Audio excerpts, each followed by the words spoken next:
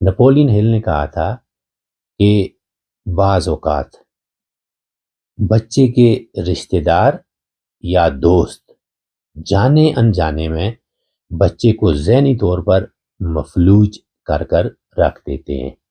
وہ کیسے؟ بچے کے اوپر ٹیگ لگا کر، یا تو اس کو بولا، دیوانہ، فلاں فلاں کا نام دے کر۔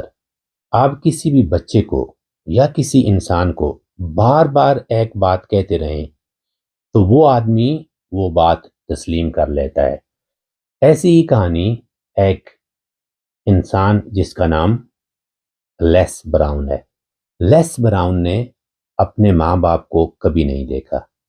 وہ اور اس کا بھائی ٹوین جب وہ پیدا ہوئے تو کسی عورت نے ان کو اڈاپٹ کر لیا، تو اس عورت نے ان کی پرورش کی۔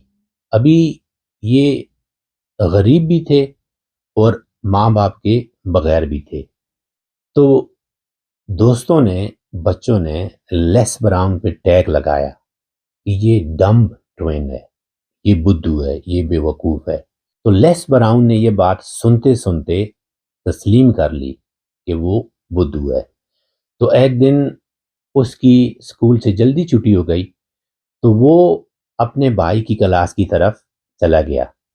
تو کچھ منٹ رہتے تھے اس کی کلاس ختم ہونے میں، تو استاد نے دیکھا کہ ڈور کے باہر ایک بچہ کھڑا ہے، تو اس نے اس کو بلایا، بیٹا اندر آ جاؤ۔ بعض اوقات آپ کی کبھی کسی ایک انسان سے ایک ہی ملاقات آپ کی زندگی بدل کر رکھ دیتی ہے۔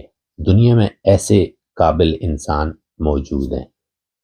لیس براؤن اندر گیا تو اس استاد نے پوچھا، بیٹا تمہارا کیا نام ہے؟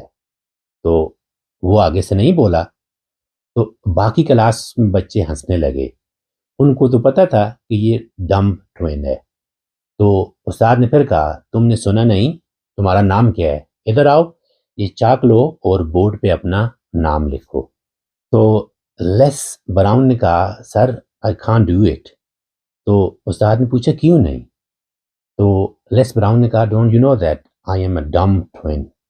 آپ کو پتہ نہیں میں ایک بدھو ہوں، مجھے یہ بچے بدھو بلاتے ہیں۔